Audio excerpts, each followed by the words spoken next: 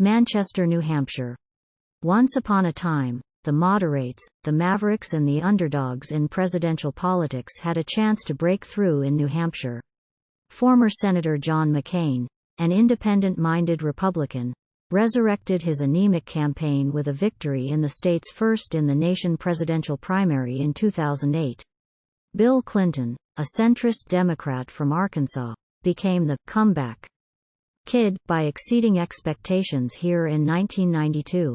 And little-known Georgia peanut farmer, Jimmy Carter, would go on to claim the presidency after winning the state's 1976 Democratic primary.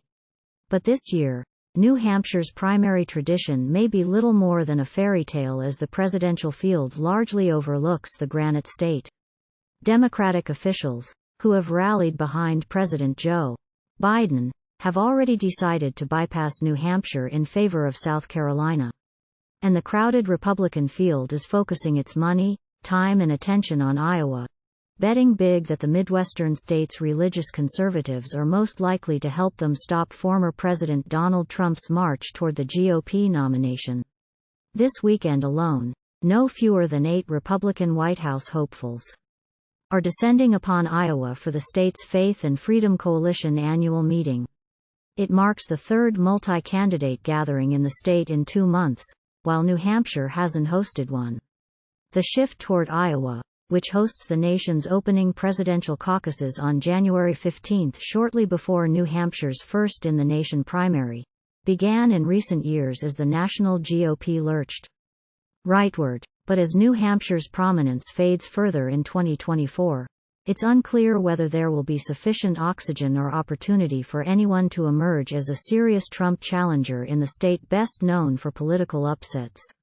Former New Jersey Governor Chris Christie, the most aggressive anti-Trump Republican in the race, is the only GOP White House contender to campaign in New Hampshire. Since Monday, he's devoting the vast majority of his time to the Granite State, and South Carolina, to a lesser degree. There's a lot of people competing in Iowa, hard, and not as many people competing hard in New Hampshire, Christie said in an interview. I think it's a mistake and I think I'm going to benefit from it. He acknowledged Trump's strength among the GOP base, but suggested the former president cannot ultimately create the broad coalition likely needed to defeat Biden next November. If the nominee is Donald Trump, we're going to lose the general election. And I think that's tragic for the country and for our party, but I think it's completely avoidable, Christie said. But if it's gonna start, it's gonna start here. Indeed, New Hampshire Republican officials have been more willing than most to speak out against Trump.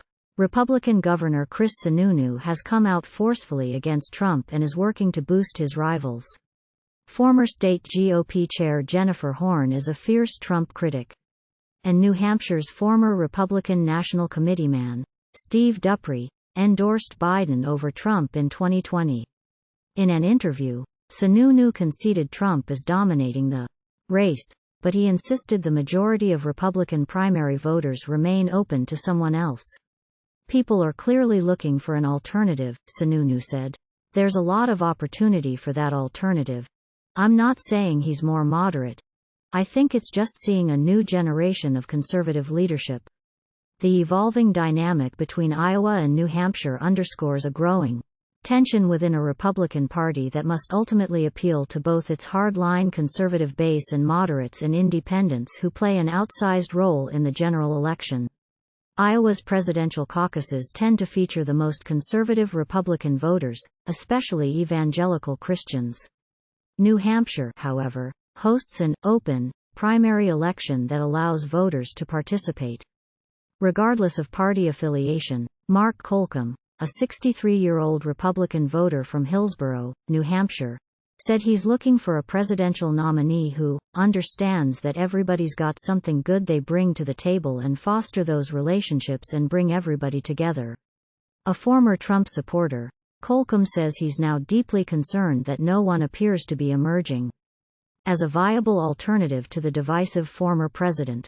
He shared his fears during a Christie appearance at a local brewery this week that may have attracted as many members of the press as voters.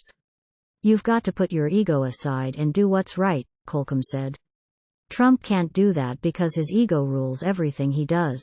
And while there is real resistance to Trump in New Hampshire, his rivals are devoting most of their time and money to Iowa for the foreseeable future. Republican presidential candidates and their allies have reserved almost $30 million in TV, radio and online advertising across Iowa compared to $19 million in New Hampshire for the period beginning Sunday through the primary phase of the campaign, according to an AP analysis of ad impact data. The spending disparity has been consistent since Trump launched his campaign last fall. As of Friday, Republican candidates and their allies have already spent $38 million across Iowa advertising compared to less than $23 million in New Hampshire.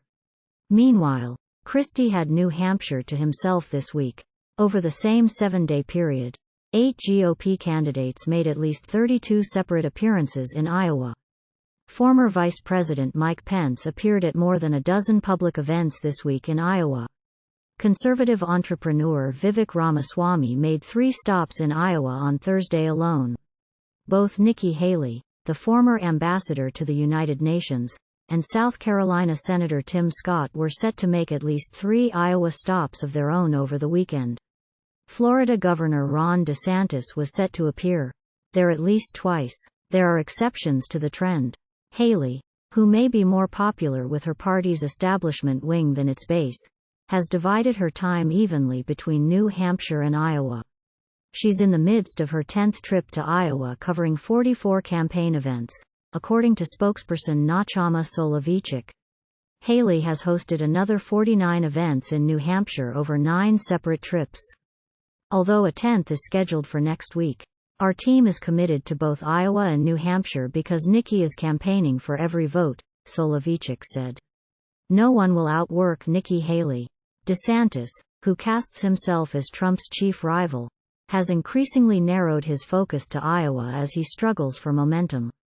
After this weekend, the Florida governor will have made 23 appearances in New Hampshire, compared with 70 in Iowa, according to spokesperson Andrew Romeo. He said DeSantis is not ignoring New Hampshire, having attended a July 4th celebration and unveiled his economic policy there. For Ramaswamy, battling DeSantis for second place in primary polls, Wednesday night's rally in Davenport marked his 100th Iowa event, spokesperson Tricia McLaughlin said. He's hosted 65 events in New Hampshire, including 2 last Sunday. Despite the Iowa bias, McLaughlin noted that Ramaswamy has multiple county chairs for every county and nearly 50 municipal chairs across New Hampshire. Veteran New Hampshire Republican strategist Mike Dennehy noted that the shift toward Iowa, which began in recent elections, coincides with the GOP's shift to the right.